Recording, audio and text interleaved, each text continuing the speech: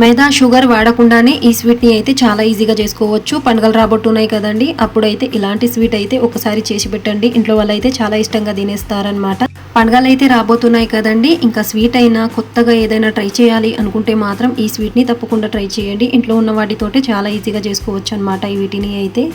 Hello అండి, అందరికీ welcome to our channel. సభావతి ఛానల్ని కొంచెం సపోర్ట్ చేయండి గైస్. ఒక చిన్న లైక్ చేసి ఛానల్ని సబ్స్క్రైబ్ చేయడం అస్సలు మర్చిపో. బయట నుంచి క్రిస్పీగా, లోపల సాఫ్ట్గా, జ్యూసీగా చాలా బాగుంటుంది టేస్ట్ అయితే. మీరు అయితే ఒక్కసారి తప్పకుండా ట్రై చేసి చూడండి. ఈ వీడియో అయితే స్కిప్ చేయకుండా లాస్ట్ వరకు అయితే చూడడానికి ప్రయత్నించండి.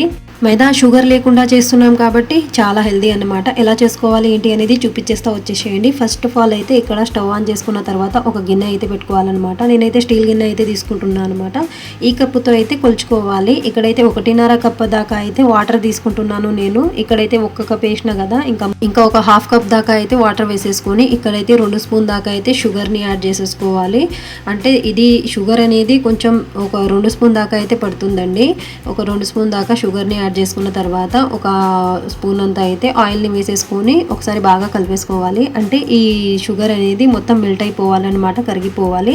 దీంట్లో అయితే 1 కప్పు దాకా అయితే బొంబాయి రవ్వని అయితే వేసుకుంటున్నాను. అదేనండి సన్న రవ్వ అనమాట. ఇది వేసుకున్న తర్వాత వాటర్లోకి షుగర్ మొత్తం మెల్ట్ అయిన తర్వాత వేసేసుకొని బాగా కలిపేసుకోవాలన్నమాట. నేను ఈ వీడియోలో అయితే స్పష్టంగా చెప్తున్నాను, కొలతలతో సహా చూపిస్తానని. ఇలా కొలతలు కనుక మీరు తీసుకున్నారే అనుకోండి, చాలా సింపుల్గా చాలా హెల్దీగా చేసుకోవచ్చు ఇంట్లోనే మనము. ఇలా కొంచెం రవ్వ అనేది కొంచెం గట్టిగా పడిన తర్వాత అయితే మూత పెట్టేసుకొని పక్కన పెట్టేసుకోవాలన్నమాట. అదే స్టవ్ పైన అయితే వేరే ప్యాన్ని పెట్టేసుకున్న తర్వాత అయితే ఇక్కడ ఘీ కానీ ఆయిల్ కానీ వేసేసుకోవాలన్నమాట. నేనైతే ఆయిల్ వేసేసుకుంటున్నాను. ఇక్కడైతే 1 కప్పు దాకా అయితే తురిమిన బెల్లం అనమాట. ఈ బెల్లంని కూడా యాడ్ చేసేసుకోవాలి. వేసేసుకున్న తర్వాత అయితే ఒకసారి బాగా కలిపేసుకోవాలన్నమాట. ఇలా మనం కలుపుకుంటా అయితే బెల్లం మొత్తం కరిగేంత వరకు అయితే ఇలా కలుపుకోవాలన్నమాట. ఇలా గరిటెతో కలిపిన తర్వాత అయితే బెల్లం మొత్తం కరిగిపోయిన తర్వాత ఇక్కడ వచ్చేసి పచ్చి కొబ్బరి అనమాట. పచ్చి కొబ్బరిని పైన ఉన్న హార్ట్ ఉంటుంది కదండి, ఆ తోల్ని మొత్తం తీసేసిన తర్వాత ఇట్లా వైట్ ఉండేది తీసుకుంటున్నాను అనమాట. తురుముకున్నాను. నేను తురుముకున్న తర్వాత ఇక్కడైతే 1 కప్ దాకా అయితే తీసుకుంటున్నాను అనమాట. బెల్లంలో యాడ్ చేసేసుకోవాలి. బెల్లంలో వేసిన తర్వాత ఒకసారి బాగా కలిపేసుకోవాలి. మనం వీటిని అయితే మంచిగా కలిపేసుకోవాలన్నమాట. ఎలా అంటే మనం లడ్డూల్లాగా చేస్తే లడ్డూల్లాగా రావాలన్నమాట. అలా అయితే కలుపుకోవాలన్నమాట మొత్తం అయితే. దీంట్లో అయితే 1 స్పూన్ దాకా అయితే మనం 1 స్పూన్ అయినా హాఫ్ స్పూన్ అయినా అయితే యాలకుల పొడిని కూడా వేసేసుకోవాలి. యాలకుల పొడి వేసేసుకున్న తర్వాత ఒకసారి బాగా కలిపేసుకోవాలన్నమాట. కలిపేసుకొని ఇంకా తర్వాత అయితే పక్కన పెట్టేసుకోవాలి, చల్లారనివ్వాలి. ఈ కొబ్బరి బెల్లం అయితే చల్లారించాలన్నమాట.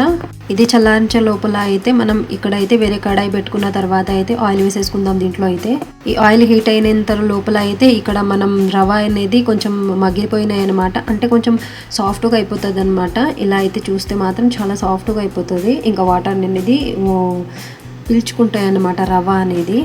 వేరే ఒక ప్లేట్లో తీసేసుకున్న తర్వాత బాగా అయితే కలుపుకోవాలన్నమాట. ఎలా అంటే మనం పిండి ఎట్లా కలుపుతాం కదండి, అలా అయితే కలుపుకోవాలన్నమాట. టెక్స్చర్ అనేది మనకి పిండి లాగానే ఉండాలన్నమాట. అంటే గోధుమ పిండి ఎలా ఉంటుందో అలానే ఉండాలన్నమాట. ఎక్కువ లూజ్ కాకుండా ఎక్కువ గట్టిగా కాకుండా ఇలా అయితే ఉండాలన్నమాట. నేను చూపించే కొలతలతో సహా మీరు చేస్తే మాత్రం కరెక్ట్గా వస్తాయి అన్నమాట. కొద్దిగా పిండి తీసేసుకున్న తర్వాత ఇలా అయితే కొంచెం రౌండ్గా చేసేసుకోవాలి. ఇలా కొంచెం రౌండ్గా చేసిన తర్వాత ఇక్కడైతే మనం చిన్న గిన్నె చేస్తాం కదండి, అంటే మనం ఆలుకి ఎలా చేసుకుంటామో స్టఫింగ్ కోసం అలా చేసేసుకున్న తర్వాత ఇక్కడైతే బెల్లము ఇంకా మనం కొబ్బరితో చేసినాం కదండి, ఇంకా లోపల ఆ స్టఫింగ్ అయితే లోపల కొద్దిగా వేసేసుకున్న తర్వాత 1 స్పూన్ దాకా వేసేసుకొని ఇలా అయితే మంచిగా ఒత్తేసుకోవాలన్నమాట. అంటే లోపల స్టఫింగ్ అనేది బయట అస్సలు కనిపించకూడదు. అట్లా అయితే మూసేసేయాలన్నమాట. మొత్తం అయితే ఒత్తుకోవాలి. ఇలా ఒత్తేసుకున్న తర్వాత చూస్తున్నారు కదా, ఇలా అయితే ఉండాలన్నమాట. మనకైతే చిన్న చిన్న పూరీలు ఉంటాయి కదండి, అలా అయితే ఆ విధంగా అయితే ఉండాలన్నమాట. ఇంకొకటి అయితే చూపిస్తాను మీకు. ఇలా కొద్దిగా పిండి తీసేసుకున్న తర్వాత ఇలా రౌండ్గా చేసేసుకున్న తర్వాత అయితే ఇక్కడ మీకు క్రాక్స్ అనేది అస్సలు రాదనమాట. ఇలా చేస్తే మాత్రం క్రాక్స్ అనేది అస్సలు రాదు. ఆయిల్ కానీ నెయ్యి కానీ మనం ఏది యాడ్ చేస్తలేము, ఉట్టి చేతులతోనే మనం ఇట్లా చేస్తున్నాం కానీ క్రాక్స్ రాకుండానే వచ్చేస్తాయి అన్నమాట. చూస్తున్నారు కదా, ఇంకా ఇలా చుట్టుకున్న తర్వాత అయితే స్టఫింగ్ బయటికి రాకుండా మంచిగా నీట్గా అయితే ఫిల్ చేసేసుకొని కొద్దిగా ఒత్తేసుకున్న తర్వాత ఇలా చేతుల్లో అయితే రబ్ చేసుకోవాలన్నమాట. లడ్డు షేప్ లాగా అయితే చిన్న చిన్న పూరీలాగా అయితే చేసేసుకుంటే సరిపోతుందండి. ఆ లోపలనే మనం ఆయిల్ కూడా హీట్ అయిపోయిందనమాట. ఆయిల్ అనేది ఎక్కువ హీట్ అవ్వకూడదు అనమాట, కొంచెం నార్మల్గానే ఉండాలి. మీడియం ఫ్లేమ్లోనే వీటిని అయితే ఫ్రై చేసేసుకోవాలన్నమాట. ఒకటొకటిగా వేసేసుకున్న తర్వాత గరిటెతో అయితే ఒకసారి తిప్పుకోవాలన్నమాట. ఇలా తిప్పేసుకున్న తర్వాత మరొకసారి తిప్పుకుంటే సరిపోతుంది.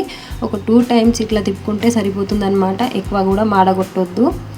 మనకి ఈ రవ్వ అనేది తొందరగా అయితే కుక్ అయిపోతాయి అన్నమాట. అందుకే ఒక 2 సార్లు తిప్పేసుకుంటే సరిపోతుందన్నమాట. ఇలా అయితే తీసేసుకుంటే చూస్తున్నారు కదా, అబ్బబ్బబ్బా బయట నుంచి క్రిస్పీగా లోపల సాఫ్ట్గా జ్యూసీగా భలే ఉంటుందన్నమాట. ఇవైతే ఈ పండుగలకి మీరు కూడా తప్పకుండా ట్రై చేసి చూడండి. ఇంట్లో ఉన్న వాటితోటి చాలా ఈజీగా అయిపోతాయి అన్నమాట. ఇవైతే మనం వీటిని బెల్లం ఇంకా రవ్వ కొబ్బరితో చేస్తున్నాం కాబట్టి చాలా హెల్దీ కూడా. మన వీడియో నచ్చితే మాత్రం ఒక చిన్న లైక్ చేసి ఛానల్ని సబ్స్క్రైబ్ చేసుకోండి.